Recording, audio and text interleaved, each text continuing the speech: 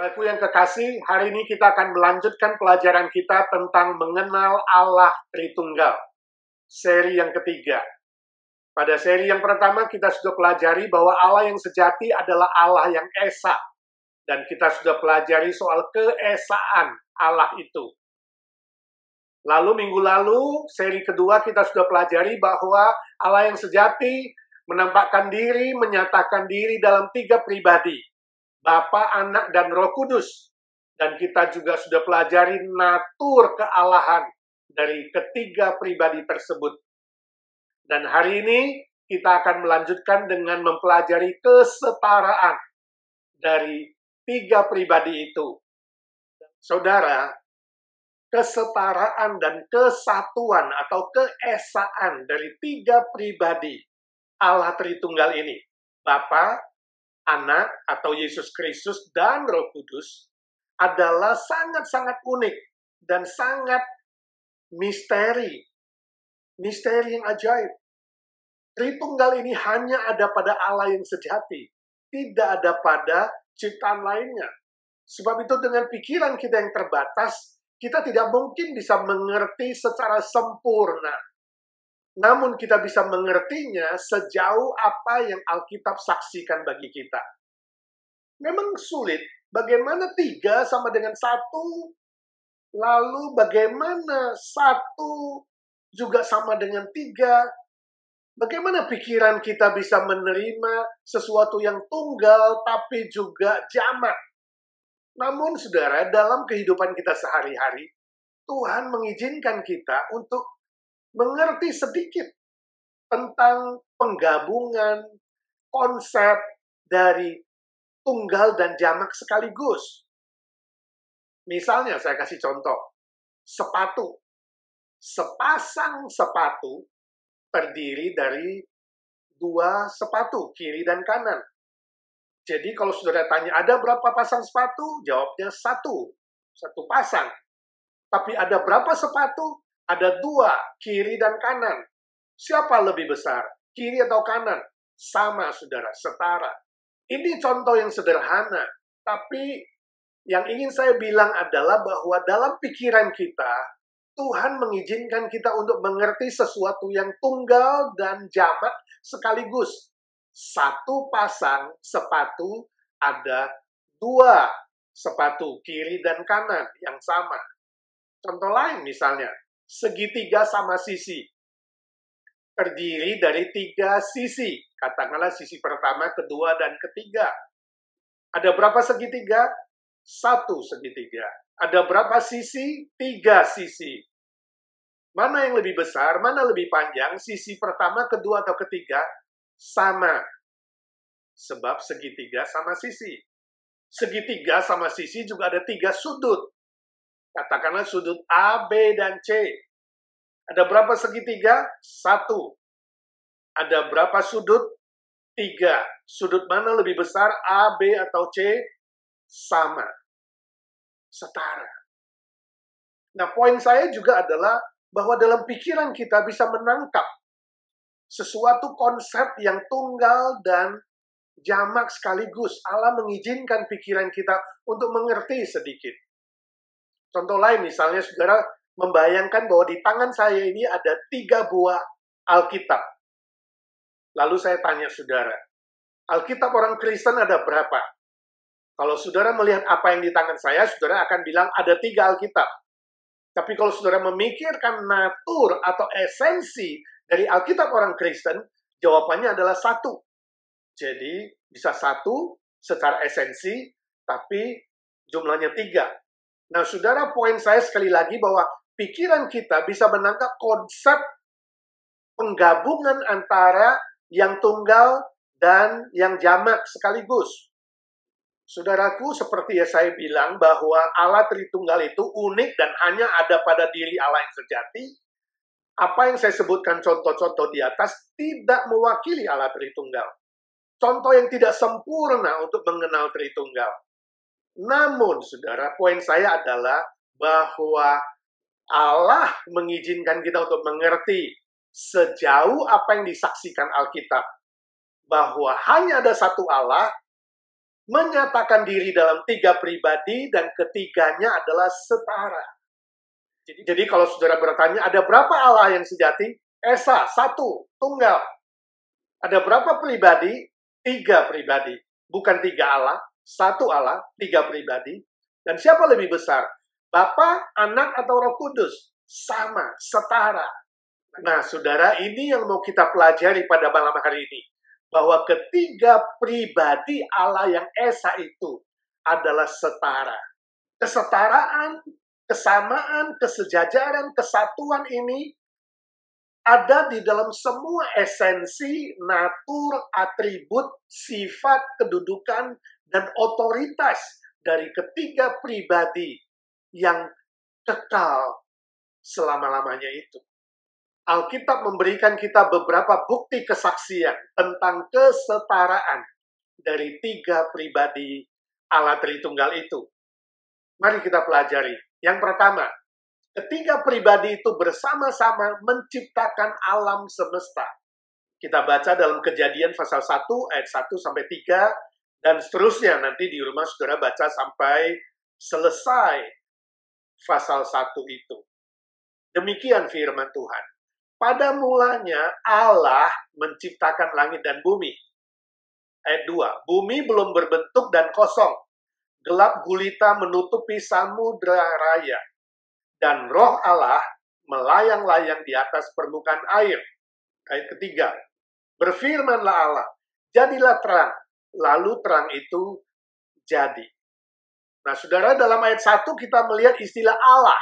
Ini menunjuk kepada pribadi Allah Bapa di sorga. Ayat kedua muncul istilah roh Allah. Ini menunjuk kepada pribadi Roh Kudus. Di ayat ketiga muncul istilah berfirmanlah. Ini menunjuk kepada pribadi Yesus Kristus, yaitu Sang Firman. Kalau kita membaca Injil Yohanes pasal 1 ayat 1 sampai ketiga, dikatakan pada mulanya, yaitu dari kekekalan adalah firman. Firman itu bersama Allah dan firman itu adalah Allah. Dan firman itu yang menciptakan segala sesuatu. Kemudian ayat 14, firman itu menjadi manusia. Itulah Yesus Kristus, anak tunggal Allah. Jadi jelas saudara, dalam penciptaan ini kita melihat ada 3 pribadi menciptakan alam semesta, termasuk menciptakan manusia.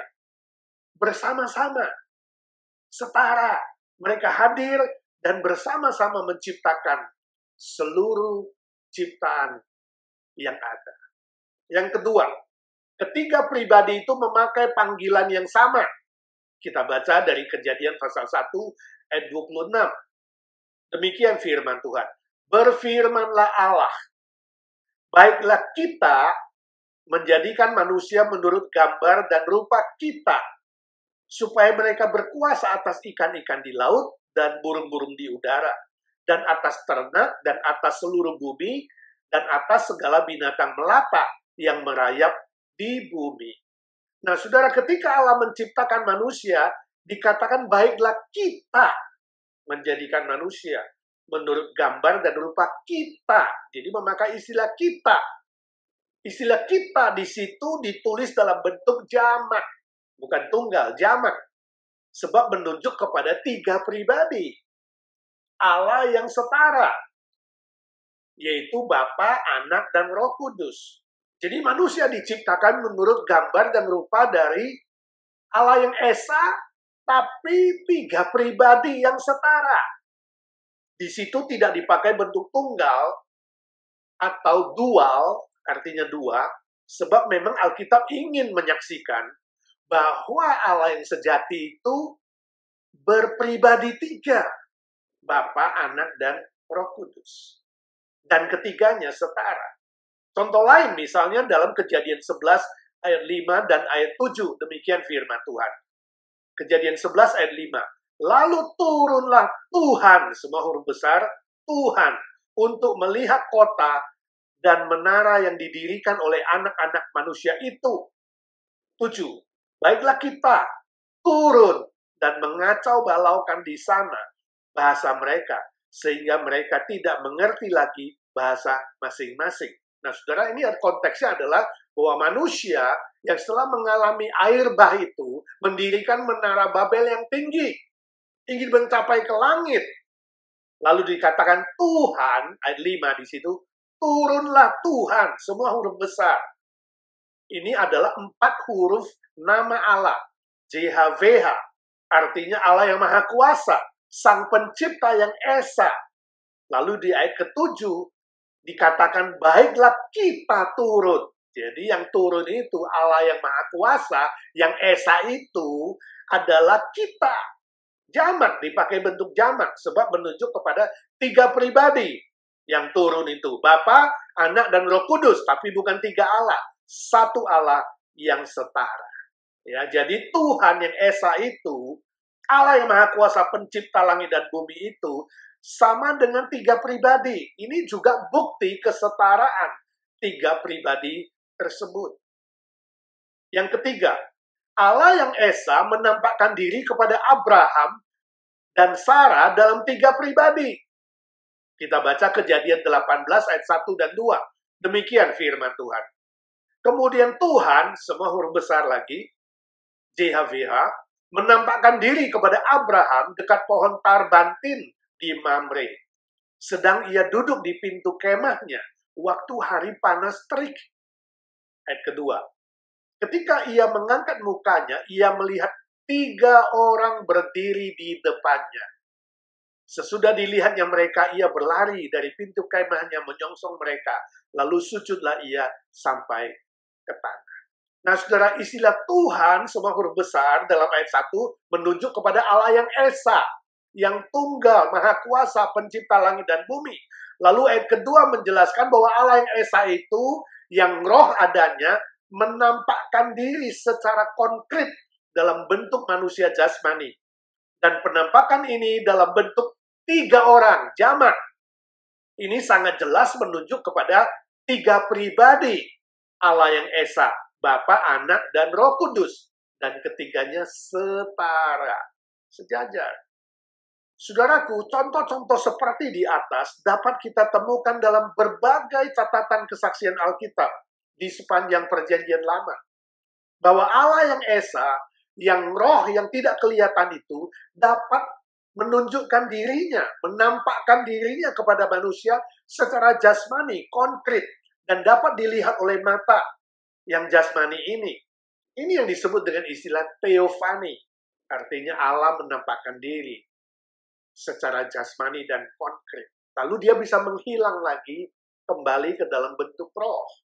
Bukti yang keempat, 3 pribadi Allah yang Esa muncul ketika Yesus dibaptiskan. Lukas pasal 3 ayat 21 dan 22. Demikian firman Tuhan. Ketika seluruh orang banyak itu telah dibaptis, dan ketika Yesus juga dibaptis dan sedang berdoa, terbukalah langit, dan turunlah Roh Kudus dalam rupa burung merpati ke atasnya. Dan terdengarlah suara dari langit, Engkaulah anakku yang kukasihi, kepadamulah aku berkenan. Konteksnya, saudara, dalam kemanusiaan Yesus Kristus di dunia ini, dia juga minta dibaptis oleh Yohanes Pembaptis. Bukan karena dia perlu bertobat, sebab Yesus adalah Allah yang kudus, yang tanpa dosa. Tapi Yesus Kristus sebagai representatif wakil seluruh umat manusia untuk menggenapkan Taurat Perjanjian Lama. Sebab itu dia dibaptis. Dan Yohanes membaptis dia. Dan ketika dia dibaptis dan sedang berdoa itu dikatakan terbukalah langit. Terbukalah sorga. Lalu Roh Kudus turun dalam bentuk merpati. Dan ada suara dari sorga, dari langit yang berkata, inilah anakku yang kukasihi, kepadanya lah aku berkenan. Jadi sangat jelas, saudara, kita melihat ada 3 pribadi di sana. Pribadi Yesus Kristus yang dibaptis, pribadi Roh Kudus, dan pribadi Allah Bapa. Dan ketiganya adalah setara. Bukti yang kelima, Yesus Kristus dan Bapa di sorga dan Roh Kudus adalah satu. Kita baca misalnya Yohanes 10 ayat 30. Tuhan Yesus berkata, aku dan Bapa adalah satu. Ini perkataan Yesus Kristus yang menegaskan bahwa pribadi Dia dan pribadi Bapa di sorga adalah satu kesatuan, setara. Kita baca juga Yohanes 14 ayat 9 dan 10a. Demikian firman Tuhan. Kata Yesus kepadanya, "Telah sekian lama aku bersama-sama kamu, Filipus, namun engkau tidak mengenal aku. Barang siapa telah melihat aku, ia telah melihat Bapa. Bagaimana engkau berkata, tunjukkanlah Bapa itu kepada kami?" Ayat 10a. "Tidak percayakah engkau bahwa aku di dalam Bapa dan Bapa di dalam aku?" Nah, sekali lagi saudara, ini penegasan dari Tuhan Yesus kepada Filipus dan murid-murid lain semua, bahwa kesatuan antara pribadi Dia dan pribadi Allah Bapa adalah setara, sejajar, sama. Lalu kita baca lagi Roma 8 ayat 15 sampai 16, demikian firman Tuhan. "Sebab kamu tidak menerima roh perbudakan yang membuat kamu menjadi takut lagi, tetapi kamu telah menerima roh yang menjadikan kamu anak Allah. Oleh roh itu kita berseru, ya Aba, ya Bapa." 16. "Roh itu bersaksi bersama-sama dengan roh kita bahwa kita adalah anak-anak Allah." Nah, saudara, Alkitab menyaksikan bahwa kita yang sudah percaya kepada Yesus Kristus akan menerima Roh Kudus. Dan Roh Kudus itu menjadi saksi di dalam diri kita yang menyatakan bahwa kita adalah anak Allah. Sehingga kita boleh memanggil Bapa di sorga dengan sebutan ya Aba, ya Bapa. Indah sekali. Ini adalah bukti kesetaraan antara Roh Kudus dan Bapa di sorga. Jadi tadi Yesus Kristus setara dengan Bapa, Bapa di dalam Yesus, Yesus di dalam Bapa, sekarang Roh Kudus setara dengan Bapa. Ini menunjukkan kesetaraan dari ketiga-tiga pribadi itu. Kalau kita bandingkan dengan Yohanes pasal 1 ayat 12, demikian firman Tuhan. "Tetapi semua orang yang menerimanya diberinya kuasa supaya menjadi anak-anak Allah, yaitu mereka yang percaya dalam namanya." Saudara, istilahnya di ayat di atas itu adalah menunjuk kepada firman Allah, yang adalah Allah. Yohanes 1 ayat 1, pencipta segala sesuatu. Yang kemudian ayat 14 dikatakan, firman itu menjadi manusia, yaitu Yesus Kristus. Jadi jelas sekali bahwa orang yang percaya atau menerima Yesus Kristus akan menerima kuasa menjadi anak-anak Allah. Kesimpulan kita, panggilan kepada Allah itu setara dengan panggilan kepada pribadi Bapa, juga pribadi Roh Kudus, dan pribadi Yesus Kristus, yang menjadikan kita sebagai anak-anak Allah. Ini adalah bukti yang sangat jelas tentang kesetaraan dari tiga pribadi Allah Tritunggal itu. Bukti yang keenam, tiga pribadi di sorga yang kekal adalah satu, setara. 1 Yohanes pasal 5 ayat ke-7. Demikian firman Tuhan. "Sebab ada tiga yang memberi kesaksian di dalam sorga, Bapa, Firman, dan Roh Kudus. Dan ketiganya adalah satu."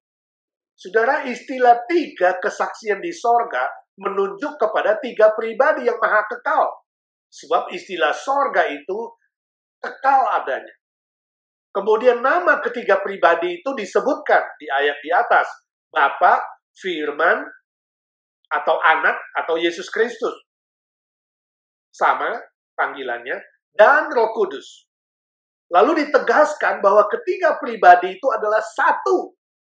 Ini sangat-sangat jelas menunjukkan kesetaraan, kesejajaran dalam eksistensi mereka, natur, karakter, otoritas, dan sifat-sifat kealahan dari tiga pribadi Allah Tritunggal yang esa itu. Bukti yang ketujuh, penggunaan istilah atau panggilan ketiga pribadi, Bapa, Anak, dan Roh Kudus, dalam kombinasi urutan yang berbeda-beda Nah, saudara, sebenarnya urutan ini tidak menyatakan superioritas dari pribadi tertentu terhadap pribadi lainnya. Misalnya Bapa disebut dulu, baru Anak, baru Roh Kudus. Ini tidak berarti Bapa lebih besar dari Anak dan lebih besar dari Roh Kudus. Urutan tidak menentukan superioritas, tapi lebih menunjuk kepada kesejajaran. Kesaksian Alkitab memberikan kita semua kombinasi panggilan ketiga pribadi itu. Jadi ada yang Bapa, Anak, Roh Kudus, atau Anak, Bapa, Roh Kudus, atau Roh Kudus, Bapa, Anak. Semua 6 kombinasi itu ada. Nah, hal ini memberikan kita sebuah kesan, kesejajaran, kesetaraan dari ketiga pribadi Allah Tritunggal. Bukan soal superioritas. Misalnya, urutan Bapa, Anak, Roh Kudus ada di Matius 28 ayat 19. Demikian firman Tuhan. Karena itu pergilah, jadikanlah semua bangsa muridku, dan baptislah mereka dalam nama Bapa, Anak, dan Roh Kudus. Lalu urutan Bapa, Roh Kudus, Anak. Tadi Bapa, Anak, Roh Kudus. Sekarang Bapa, Roh Kudus, Anak. 1 Petrus 1 ayat 2. Demikian firman Tuhan. Yaitu orang-orang yang dipilih sesuai dengan rencana Allah, Bapa kita, dan yang dikuduskan oleh Roh, ini Roh Kudus, supaya taat kepada Yesus Kristus dan menerima percikan darahnya. Kiranya kasih karunia dan damai sejahtera makin melimpah atas kamu. Jadi urutan Bapa, Roh Kudus, Anak. Sekarang urutan Anak, Roh Kudus, Bapa. Kita baca Ibrani pasal 9 ayat 14. Demikian firman Tuhan. Betapa lebihnya darah Kristus, ini Anak, yang oleh Roh yang kekal, ini Roh Kudus, telah mempersembahkan dirinya sendiri kepada Allah, ini Allah Bapa, sebagai persembahan yang tak bercacat, akan menyucikan hati nurani kita dari perbuatan-perbuatan yang sia-sia, supaya kita dapat beribadah kepada Allah yang hidup. Jadi Anak, Roh Kudus, Bapa. Sekarang urutan Anak, Bapa, Roh Kudus. 2 Korintus 13 ayat 13. Demikian firman Tuhan. Kasih karunia Tuhan Yesus Kristus, ini Anak. Dan kasih Allah, ini pribadi Bapa. Dan persekutuan Roh Kudus menyertai kamu sekalian. Ini berkat sorgawi dalam Kristus, kemudian Bapa dan Roh Kudus. Lalu urutan Roh Kudus, jadi Roh Kudus di depan sekarang. Roh Kudus, Bapa, Anak. Yohanes 15 ayat 26. Jikalau penghibur yang akan kuutus dari Bapa datang, yaitu Roh kebenaran yang keluar dari Bapa, ia akan bersaksi tentang aku. Nah, muncul istilah penghibur duluan. Ini Roh Kudus. Dan istilah Bapa itu kedua. Kemudian yang ketiga istilah aku. Itu menunjuk Yesus Kristus. Sebab perkataan di atas itu diucapkan oleh Yesus Kristus. Anak. Jadi urutannya Roh Kudus, Bapa, Anak. Sekarang urutan Roh Kudus, Anak, Bapa. Kita baca 1 Korintus pasal 12 ayat 4-6. Demikian firman Tuhan. Ada rupa-rupa karunia tetapi satu Roh, dan ada rupa-rupa pelayanan tetapi satu Tuhan, dan ada berbagai-bagai perbuatan ajaib, tetapi Allah adalah satu yang mengerjakan semuanya dalam semua orang. Istilah Roh menunjuk kepada Roh Kudus. Istilah Tuhan menunjuk kepada Yesus Kristus atau Anak, dan istilah Allah menunjuk kepada Bapa di sorga. Jadi saudara sangat jelas urutannya adalah Roh Kudus, Anak, Bapa. Kesimpulan kita saudara, semua kombinasi urutan ketiga pribadi Allah Tritunggal itu ada disaksikan oleh Alkitab. Ini adalah sebuah bukti, sebuah kesan yang kuat memberitahukan kepada kita bahwa ketiga pribadi Allah Tritunggal itu sejajar, setara, sama. Saudaraku yang kekasih, sekali lagi saya ingin tegaskan bahwa kesetaraan dari tiga pribadi Allah Tritunggal yang Esa itu adalah sebuah misteri yang ajaib. Tidak mungkin dengan pikiran kita yang terbatas, kita bisa mengerti Allah yang tidak terbatas dan sempurna. Namun Alkitab menyaksikan kepada kita bahwa Allah yang sejati menyatakan dirinya kepada umat manusia, kepada kita, dalam tiga pribadi yang setara. Bapa, Anak atau Yesus Kristus, dan Roh Kudus. Ketiga-tiganya adalah Esa yang saling mengasihi dari kekal sampai kekal, sebab Allah adalah Maha Kasih adanya. Walaupun manusia berdosa dan memberontak kepada Allah, Allah tetap mengasihi kita. Bapa di sorga merencanakan keselamatan buat kita dan mengutus pribadi Yesus Kristus turun ke dunia, menggenapkan keselamatan itu bagi kita, dan mengutus Roh Kudus diam di dalam kita selama-lamanya. Dia menjadi saksi yang menyatakan kita adalah anak Allah, ahli waris kerajaan sorga. Dia yang menyertai, menghibur, memimpin, menuntun kita sepanjang perjalanan di dunia ini, bahkan sampai selama-lamanya. Ajaib, misteri. Perkataan kita yang terbatas tidak bisa mengungkapkan kasih Allah yang luar biasa, yang melampaui pikiran, perasaan, dan pengalaman kita. Kita hanya bisa berkata, betapa tingginya, betapa dalamnya, betapa luasnya, betapa panjangnya, betapa hebatnya, betapa mulianya, betapa indahnya, betapa ajaibnya kasih Allah bagi kita, yang dinyatakan secara konkret melalui kematian dan kebangkitan Yesus Kristus, dan melalui pengutusan Roh Kudus diam di dalam kita selama-lamanya. Bersyukurlah kita diizinkan untuk mengenal dan percaya kepada Allah yang sejati, Allah yang Tritunggal itu. Suatu kali ada seorang guru sekolah minggu memberikan PR, pekerjaan rumah, kepada murid-muridnya. Guru itu berkata, coba pikirkan seperti apakah Allah Bapa di sorga itu. Kalian pikirkan di rumah dan minggu depan saya akan tanya. Untuk mudahnya, coba pikirkan Allah Bapa di sorga itu seperti ayahmu, seperti papamu yang di rumah. Minggu depannya ketika murid-murid masuk lagi ke kelas, sang guru bertanya, nah sekarang saya ingin jawabannya. Menurut kamu, seperti apakah Allah Bapa di sorga itu? Bu Guru, Bapa di sorga itu seperti seorang dokter yang hebat. Dia sanggup menyembuhkan semua sakit penyakit kita. Kata seorang anak yang papanya adalah seorang dokter.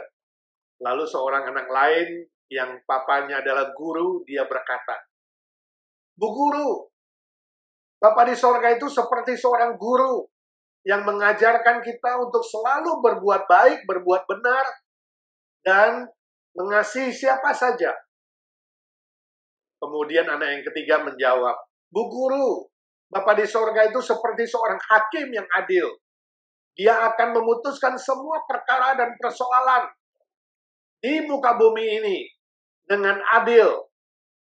Bapak anak itu adalah seorang hakim. Kemudian anak yang selanjutnya berkata, Bu Guru, Bapa di sorga itu seperti seorang arsitek yang hebat. Dia membangun rumah yang indah luar biasa, istana yang luar biasa di sorga. Buat kita, anak-anaknya yang percaya kepadanya. Kata seorang anak, dia tidak mau kalah sebab bapaknya adalah seorang arsitek yang membangun banyak bangunan yang besar dan indah. Lalu anak selanjutnya berkata, Bu Guru, Bapa di sorga adalah seorang yang sangat kaya raya. Dia bisa membelikan apa saja yang kita mau dan apa yang kita minta. Kata seorang anak yang bapaknya adalah seorang konglomerat. Ibu guru tersenyum, senang dan bangga mendengar semua jawaban anak-anaknya yang memperkenalkan pribadi Allah Bapa sesuai dengan orang tua mereka. Tapi dari tadi ada seorang anak yang diam saja. Mendengar jawaban murid-murid lain, dia risih. Kepalanya tertunduk. Lalu ibu guru itu berkata dengan suara yang ramah, Edi, menurut kamu pribadi Allah Bapa itu seperti Eddie hampir-hampir tidak berani mengangkat kepalanya. Lalu dengan perlahan dia berkata, "Bu Guru, ayah saya adalah seorang pemulung. Jadi saya berpikir bahwa Allah Bapa itu seperti seorang pemulung yang ulung." Si ibu guru terkejut bukan main mendengar jawaban si Eddie. Dan murid-murid lain ikut protes tanda tidak setuju. Kenapa Bapa di sorga disamakan dengan pemulung yang ulung? Eddie kelihatan sedikit ketakutan. Lalu ibu guru bertanya dengan suara ramah, "Eddie, kenapa Bapa di sorga disamakan dengan pemulung yang ulung?" Lalu Eddie memberanikan diri mengangkat kepalanya, menatap sekelilingnya, dan dia berkata, "Ya, sebab Bapa di sorga memungut sampah yang tidak berguna seperti saya dan menjadikan saya, Eddie ini, menjadi anaknya." Itu yang dilakukan oleh Bapakku sebagai pemulung. Setiap hari dia memulung botol kosong, kaleng Coca-Cola, dan kaleng minuman lain, dan dia mengubahnya, menjualnya menjadi uang, dan memelihara kami sekeluarga. Demikian Bapa di sorga. Saya ini seperti sampah yang tidak berguna, seperti kaleng Coca-Cola atau botol kosong plastik yang tidak berguna, sampah yang harus dibuang. Tapi Bapa di sorga mengasihi aku melalui Tuhan Yesus Kristus, menyelamatkan aku dan menjadikan aku anaknya. Wow, seluruh kelas terdiam. Ibu guru juga terpaku. Ibu guru menegaskan bahwa penjelasan Eddie itu benar adanya, sesuai dengan ajaran Alkitab. Dan semua murid-murid yang lain ikut manggut-manggut, tanda setuju dengan apa yang dikatakan oleh si Eddie. Saudaraku, ini adalah sebuah ilustrasi saja. Tapi ilustrasi yang sangat bagus bukan? Sangat indah bukan? Saudara dan saya seperti sampah yang tidak berguna. Sudah jatuh dalam dosa, memberontak kepada Allah, dan harus dibinasakan, dibuang dalam neraka yang kekal. Tapi Bapa di sorga begitu mengasihi kita, mengutus Yesus Kristus turun ke dunia ini, rela menjadi manusia, mati bagi kita di atas kayu salib, menanggung seluruh hukuman dosa kita, dan bangkit kembali, menjamin kita menerima hidup yang kekal. Barang siapa yang percaya menerima Yesus Kristus, diadopsi menjadi anak Allah, dan Roh Kudus diutus tinggal di dalam diri kita selama-lamanya. Oh, inilah kasih Allah yang ajaib. Oh, inilah keselamatan, anugerah kasih karunia Allah yang ajaib, yang melampaui pikiran kita, melampaui perasaan kita, melampaui pengalaman kita. Sungguh kita tidak bisa mencerna karya tiga pribadi Allah Tritunggal yang esa itu dalam sejarah umat manusia, dalam diri saudara dan diri saya juga. Mari kita bersyukur untuk anugerah yang sedemikian besar ini. Permisi tanya, sudahkah saudara sungguh-sungguh diselamatkan? Bila belum, terimalah Tuhan Yesus menjadi Tuhanmu dan Juru Selamatmu. Akui dosamu. Jangan sombong, tanggalkan kesombonganmu.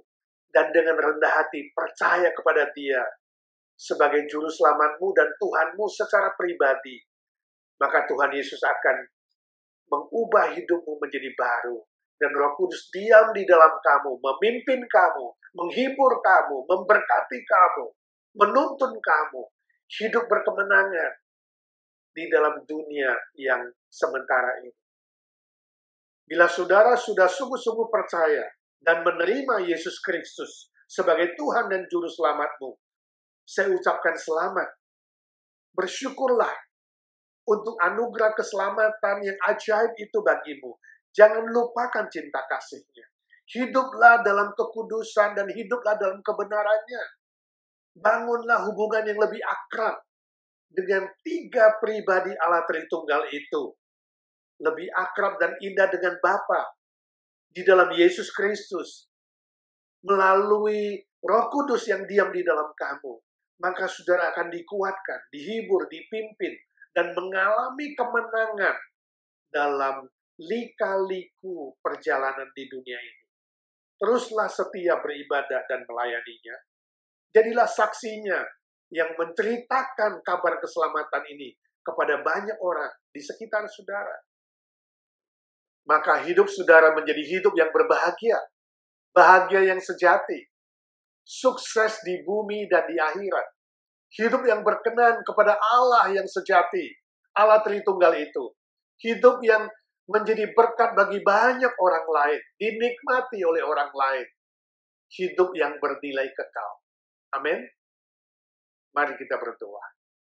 Bapa di sorga, kami bersyukur untuk firman Tuhan yang sudah kami pelajari. Tuhan, tolong kami semua bukan hanya menjadi pendengar-pendengar saja, tapi kami semua menjadi pelaku-pelaku firman Tuhan. Terima kasih Tuhan, Kau sudah mendengar doa kami. Sebab kami minta di dalam satu nama Tuhan Yesus Kristus, satu-satunya juru selamat kami, penolong kami, gembala kami yang baik, Tuhan segala Tuhan, Allah segala Allah, yang hidup selama-lamanya. Amin. Amin.